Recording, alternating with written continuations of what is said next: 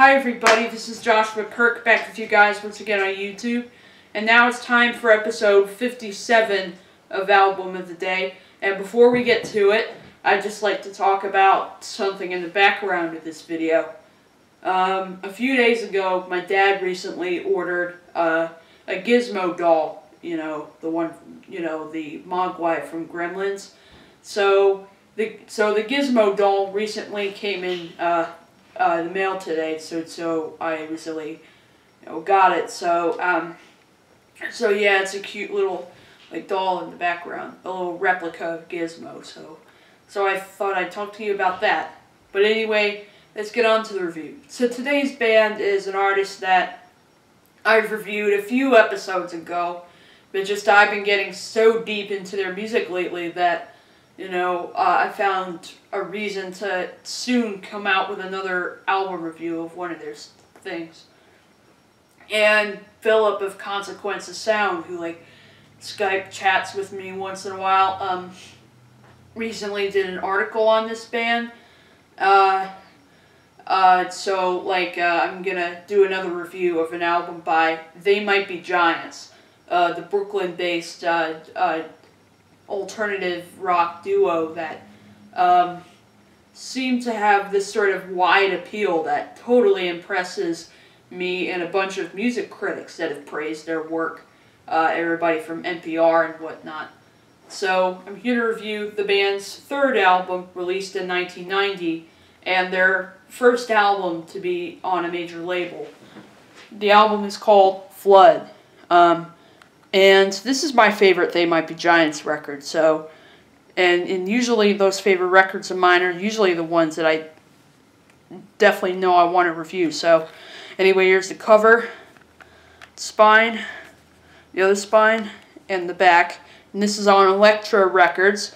And the tracks on here are Theme from Flood, Birdhouse in Your Soul, Lucky Ball and Chain, Istanbul Not Constantinople, Dead, Your Racist Friend, Particle Man, Twisting, We Wanna Rock, Someone Keeps Moving My Chair, Hearing Aid, Minimum Wage, Letterbox, Whistling in the Dark, Hot Chaw, Women and Men, Sapphire Bullets of Pure Love, They Might Be Giants, and Road Movie to Berlin.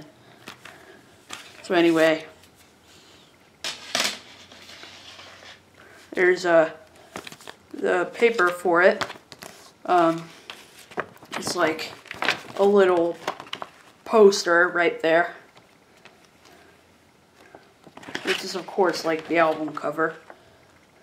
And then there's the lyrics. And there's obviously artwork of a flood on this. And then there's the CD.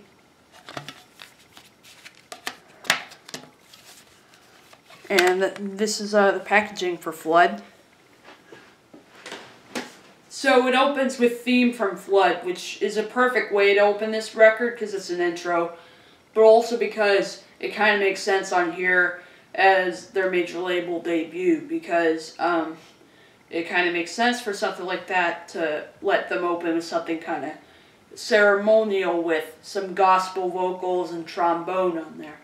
And then there's the first actual song on the album, Birdhouse in Your Soul, which is a song it's a story basically kind of talking about night lights and stuff like that, basically kind of told from a night light's point of view, which you definitely do see that in lyrics like, I have a secret to tell from my electrical well, so you can tell this is from the point of view of a household object instead of an actual person.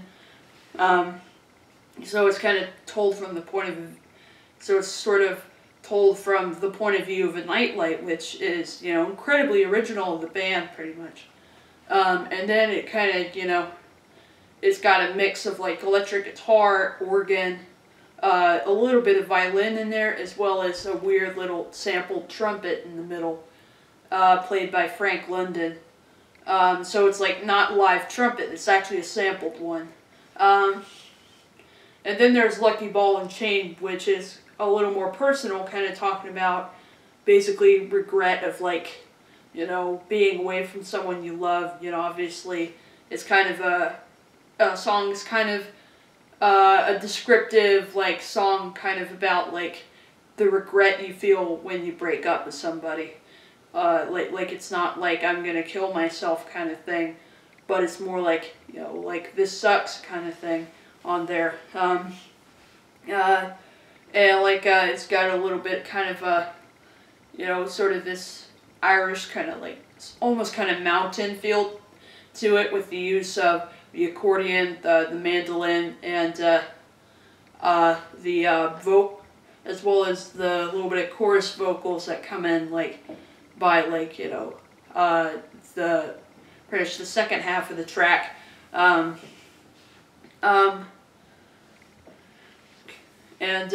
Like the song has some weird little like drum beats that kind of sound like, you know, someone like, you know, playing like a pool or something like that, you know. So there's some drum beats that kind of sound like that.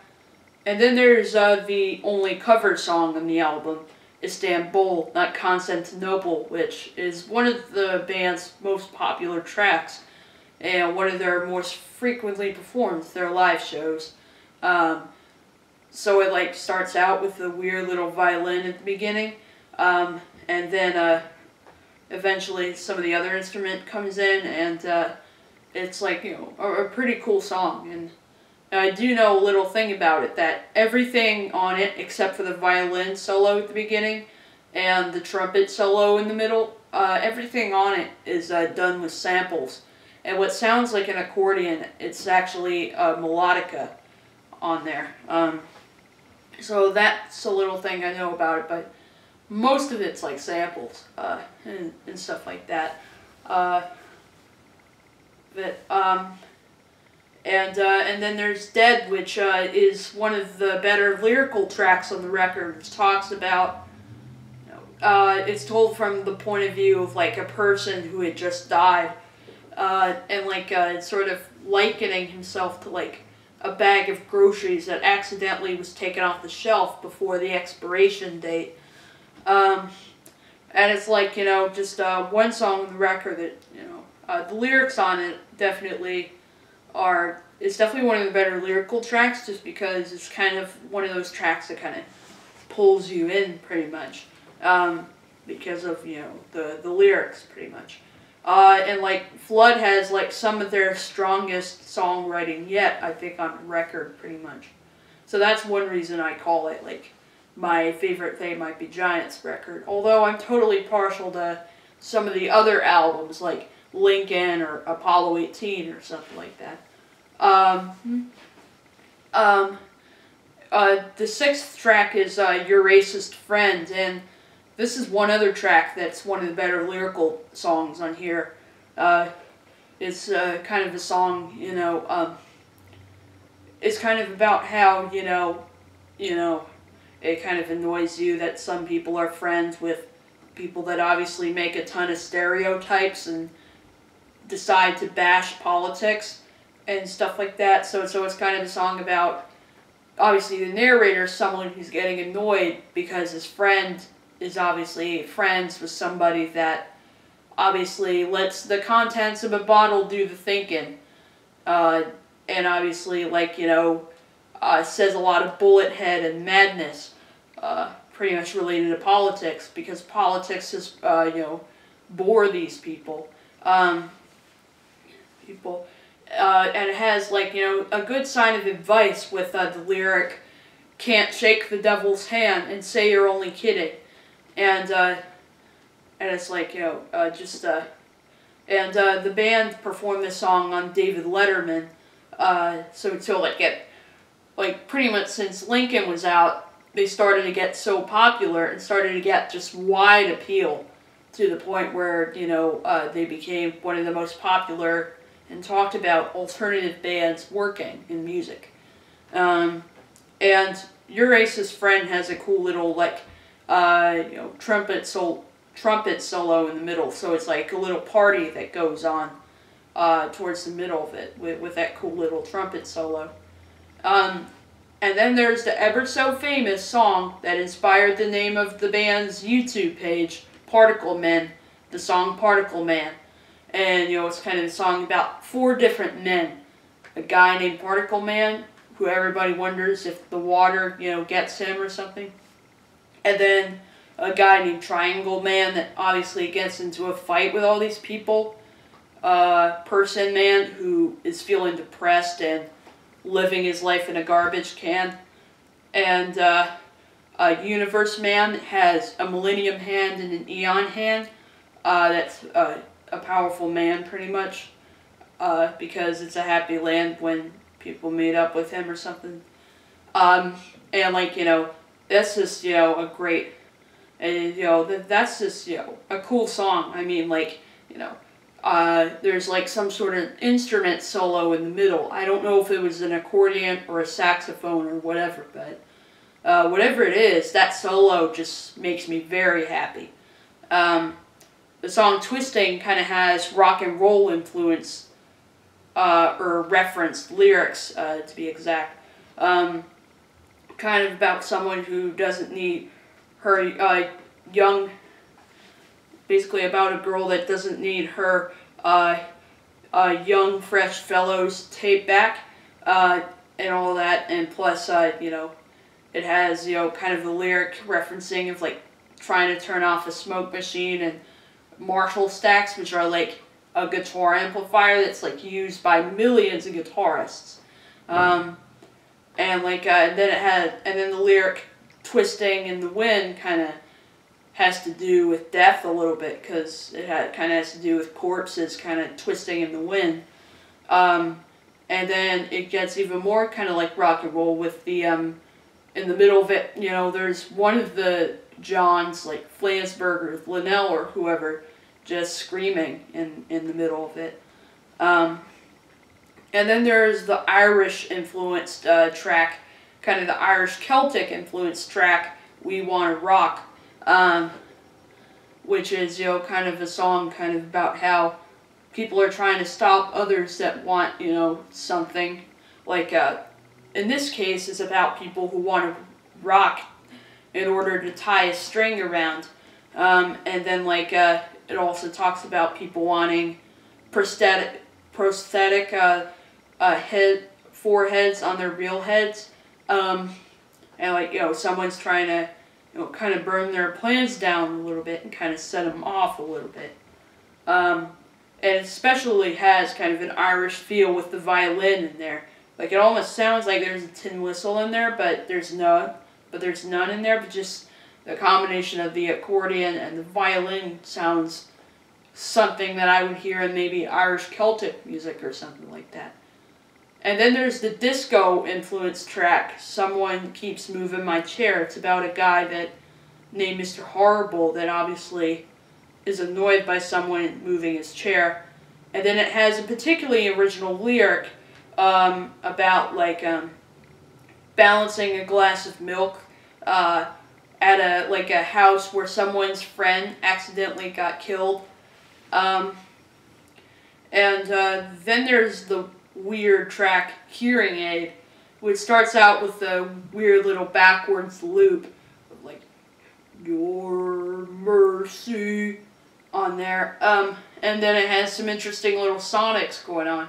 It may not be one of the strongest songwriting points on the album, but just musically it's a really interesting track with some some interesting, keyboard sounds on there, along with some weird little guitar noises coming from Arto Lindsay on there, along with Alan Bezzosi doing these percussion rolls that sound so, big top, circus-ish, on there.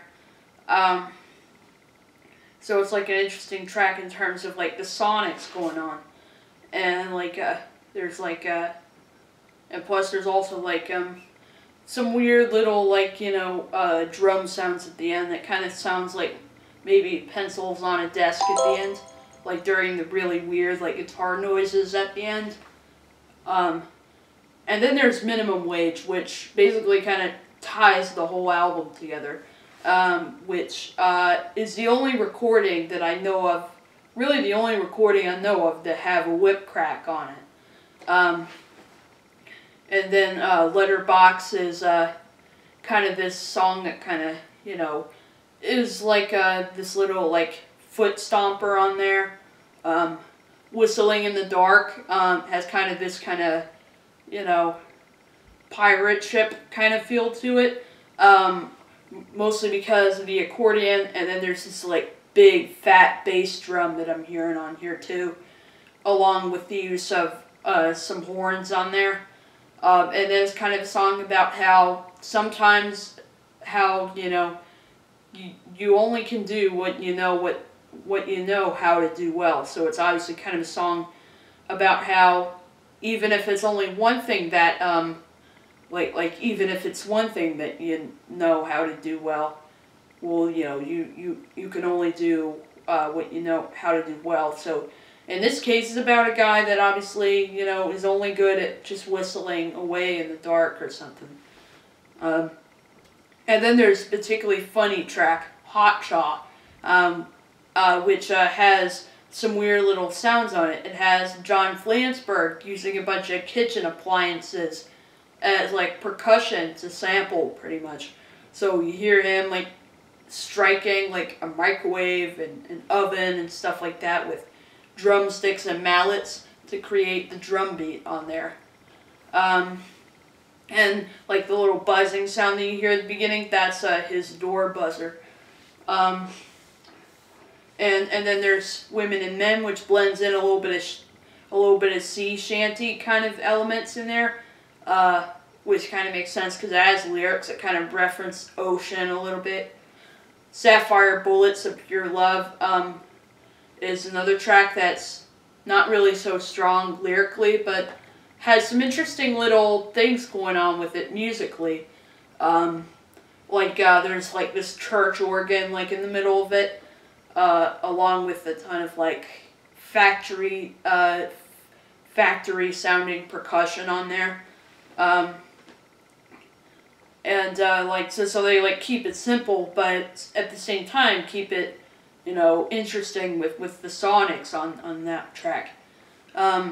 And then there's the song They Might Be Giants, which I think this is pretty much a song that gave the band its name, and they played it at like their first show, I think. And they originally planned to put it on their first album, but they decided it wouldn't fit in with the overall aesthetic of the first record because of how weird it was. So it has a bunch of weird like sample sounds on there, like some weird little sampled trumpets on there, along with some sort of like weird like keyboard sound or something like that at the beginning and at the end.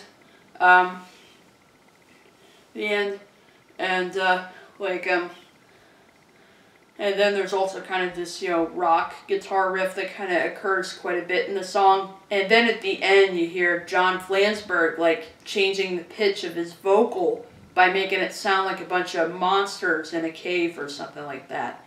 And then there's John Linnell doing this weird little boy vocal on there, along with saying all these little dialogues like, hang on tighter, just to keep from getting thrown to the wolves. And then it closes with the song Road Movie to Berlin, which would totally make sense as like a German beer song. But then it kind of sets apart from that once you get to the little orchestra hit jam in the middle of it.